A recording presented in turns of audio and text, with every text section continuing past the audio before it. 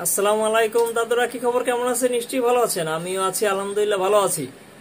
দাদুরা, দেশে এই 16-17 বছর পিছনে না, এর আগে থেকেই আর কি বাংলাদেশটাকে দুর্নীতিতে আক্রমণ করতে করতে করতে করতে করতে এবং আমরা সেই দুর্নীতির জালে গ্রাস হইতে হইতে হইতে হইতে এমন একটা অবস্থা, মানে আপনি এটা কল্পনা করতে পারবেন না যে প্রত্যেকটা সেক্টরে, প্রত্যেকটা জায়গায়, প্রত্যেকটা জিনিসে, প্রত্যেকটা ব্যাপারে, প্রত্যেকটা কাজে কি পরিমাণ দুর্নীতি হচ্ছে, কিংবা এখনো বিগত দিনেও হয়ে গেছে, হয়েছিল। এটা আপনি কল্পনা করতে পারবেন না যে দুর্নীতিটা এর মাত্রা কত বড় এবং কি পরিমাণ। ঠিক আছে, আমরা যারা একটু বাইরে চলাফেরা করি, ঘোরাঘুরি করি, কিংবা কোনো কাজের জন্য যে কোনো একটা অফিসে যাই, হ্যাঁ, কিংবা কোনো কাজের জন্য কোথাও কাউকে বলতে গেলে আপনি ঘুষ ছাড়া আপনার ওই কাজ, ওই ফাইল কিংবা ওই কোনো কিছু আপনি বের করতে পারবেন না, এক পা হাঁটে না, এরকম একটা অবস্থা। আজকে এই যে আমাদের বাংলাদেশের মাননীয় প্রধান বিচারপতি বলছে যে দায়িত্ব পালনে, দেখেন এটা সম্ভবত দায়িত্ব পালনে অর্থ লেনদেন থেকে বিরত থাকতে বললেন প্রধান বিচারপতি। এই কথাটা এবং এই নিউজটা এটা আসলেই যুগোপযোগী। এবং আপনি শুধু এটা কোর্ট প্রাঙ্গণে না, কোর্ট প্রাঙ্গণে তো আছেই, আপনি একটা ফাইল এখানে সরাবেন কিংবা কোথাও দিতে যাবেন, কিংবা এই মামলা সংক্রান্ত প্রসেসে অনেক জায়গায় দুর্নীতির অনেক বড় বড় বড় বড় আর কি ফাঁকফোকর আছে।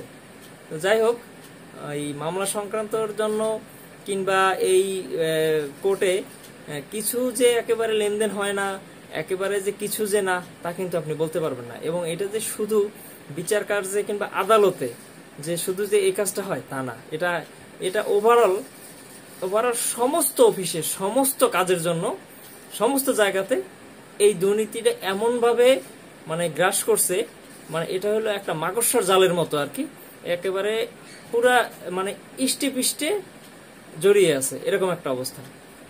সামান্য আপনি যদি মনে করেন আপনি আপনার ফ্যামিলির কিংবা কারো জন্য ডাক্তার দেখাতে যাচ্ছেন, ডাক্তারের সিরিয়াল আছে কত, দেখো 50 জন যে 60 জন যে সিরিয়াল মেনটেন করে, আপনি তাকে একটু আলাদাভাবে ডাইকে নিয়ে, ঠিক আছে, হাতে 50 টাকা কি 100 টাকা ধরাই দেন, দেখবেন আপনার এই 50 সিরিয়াল থেকে আপনি কিন্তু 5 সিরিয়ালে চলে আসছেন। এমন কোথাও দুর্নীতি নাই যে আপনি টাকা দিলে সেই দুর্নীতিটা করতে পারবেন না, কিংবা ওই জিনিসটা আপনার জন্য পারফেক্ট হয়ে যাবে। তো এই জন্যই আমাদের প্রধান বিচারপতি যা বলছেন, এটা ঠিক কথা বলছেন যে কোনো কাজে যদি আমরা যদি উৎসাহ না দেই তাদেরকে, কিংবা আমরা যদি তাদেরকে টাকা পয়সা না দিই কোনো কাজের জন্য, তাহলেই কিন্তু অনেক ক্ষেত্রে অনেক কিছুই পরিবর্তন করা সম্ভব। কিন্তু এখন এই দুর্নীতিটা মানুষের রক্তে রক্তে রক্তে রক্তে এমন ভাবে মিশে গেছে, আপনি কল্পনা করতে পারবেন না যে আপনি টাকা ছাড়া কোনো কিছু কাজ হয়ে যাবে কিংবা করতে পারবেন।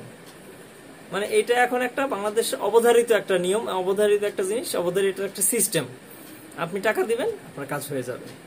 সেটা বলেন আপনার আপনার যাবতীয় যে কোনো অফিসে, যে কোনো কাজের জন্য আপনি যদি টাকা ঢালেন, আপনার কাজ হয়ে গেছে। আপনি আমাকে একটা অফিস কিংবা একটা কোনো মন্ত্রণালয় কিংবা একটা কোনো জিনিস দেখান যে ভাই এখানে আমি গেছিলাম, আমাকে কোনো কিছুর টাকা দিতে হয় না, সে আমার কাজটা করে দিছে। ঠিক আছে, তো যাই হোক, এইরকম ভুক্তভোগী আমি আছি, আপনি আছেন, এবং আগামীতে যারা আছে তারাও হবে। এখন থেকেই যদি এই দুর্নীতিগুলো আমরা না রুখি, কিংবা এইগুলোর থেকে যদি আমরা না বেরোয় আসতে পারি, তাহলে আগামীতে কিংবা ভবিষ্যৎ প্রজন্মের জন্য আমাদের এই দেশটা তাদের কাছে একটা ভালো দিক হয়ে থাকবে না আর কি। হ্যাঁ, আমরা যেরকম এখন দুর্নীতি জ্বালা ইষ্টে পিষ্টে জড়িয়ে আছি, এরপর আগামীতে যখন দেখবেন তারা আসছে, তারা সেই একই কায়দায় তাদেরও চলতে হইতেছে। এখন থেকেই আমরা সোচ্চার হই, দুর্নীতিকে না বলি, আর চেষ্টা করি যেন এই দুর্নীতি আমি যেন না করি, কেউ যেন নাও করতে পারে, এটা আর কি। ধন্যবাদ, ভালো থাকবেন, খোদা হাফেজ।